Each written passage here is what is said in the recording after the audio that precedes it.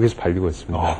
그러니까 나는 한국에서 일을 하지만 사실은 글로벌 시민으로서 일을 하고 있는데 글로벌 시민이 해야 될 국제적인 언어를 못한다는 것은 말이 되지 않겠죠. 네. 게다가 우리 한국 여자 골퍼들이 위상이 아주 세지니까 이제는 영어를 못하면 뭐 아예 대회 출전을 못하겠다 이런 얘기까지 나왔습니다. 그게 말이 안 되든 간에요. 우리가 하고 말지 않은 생각으로 영어를 해서 예, 정말 당당하게 큰 소리를 칠 수 있는 그런 또 실력도 갖췄으면 하는 그런 바람도 들어봅니다. 네.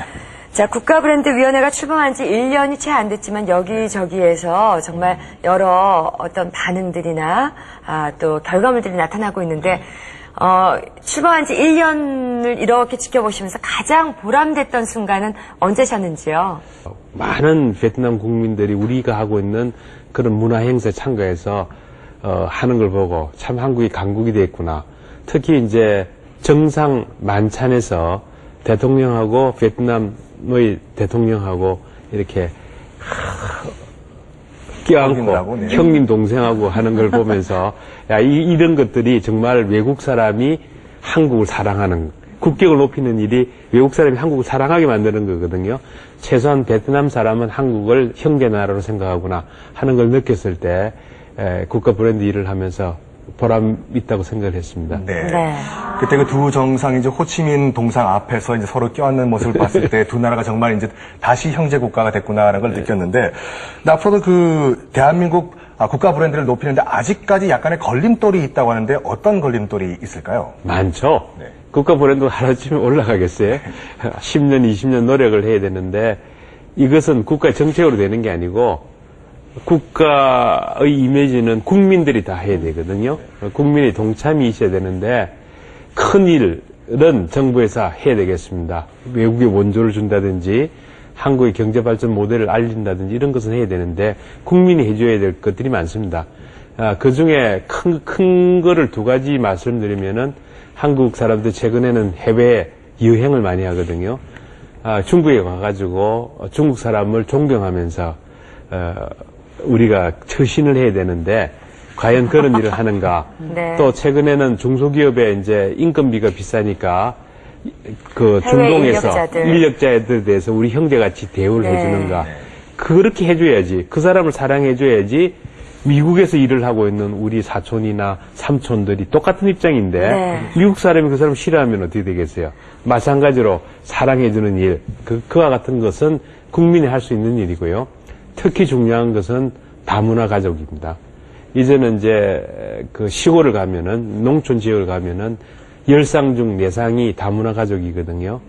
그러면은 이 사람들이 한국에 시집 온 사람이 많은데 이 사람들이 한국에 적응하게 만드는 것도 중요하지만 그보다 더 중요한 것은 시부모나 남편이 외국 문화가 다르다. 그 문화에 적응할 수 있는 능력을 기르는 일.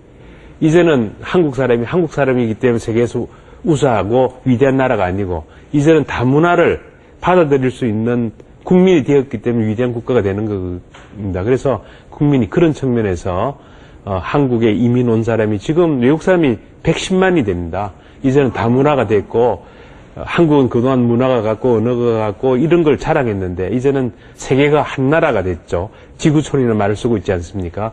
그런 면에서 외국 사람에 대해서 친절하고 마음으로부터 존경해주고 특히 다문화 가족에 대한 사랑 이런 것들이 국민이 해주셔야 될 사업으로 생각이 됩니다. 저는 위원장님 말씀을 지금 여태껏 가만히 있다고 말씀을 드리는데 정말 동감하는 게요. 제가 이제 농어촌 지역에 있다 보니까 이렇게 다문화 가정을 많이 볼 기회가 있었는데 마침 또 친구 하나가 이제 미국에 있을 때 친구가 이제 외국인하고 결혼을 했어요. 근데 그 외국인 남편분은 진짜 한국이라는 나라가 굉장히 조그만데도 그 엄마의 그 자식한테 엄마의 나라기 때문에 엄마의 언어를 배워야 된다 해서 한국어 학교도 열심히 보내시고 아버지가 데리고 오셔가지고 외국인 아버지가 데리고 오셔서 하시는 걸 보고서는 지금 우리가 그 모습을 보여줘야 될 때가 아닌가 하는 걸 많이 느꼈는데요. 이렇게 국가 브랜드 사업 중에 하나가 이렇게 다문화 교육이라는 게 있다고 들으니까 저로서는 너무 기쁘고 반가운 소리일 수가 없었습니다. 한 박사님 말씀이 뭐 적극적으로 동감합니다.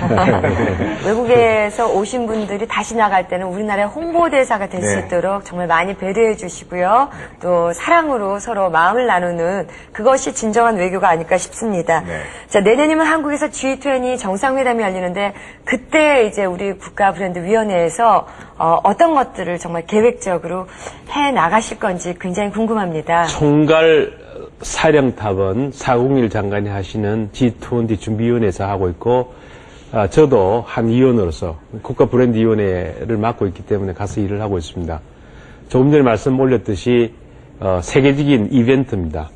어떤 국가의 이미지를 높일 때 여러 가지 뭐 필요합니다만 이와 같은 스포츠가 되든 정상회의 같은 이벤트가 필요한데 정말 중요한 이벤트고, 올림픽 경기 못지않게 이것은 굉장히 중요한 역사적인 이벤트가 되겠습니다.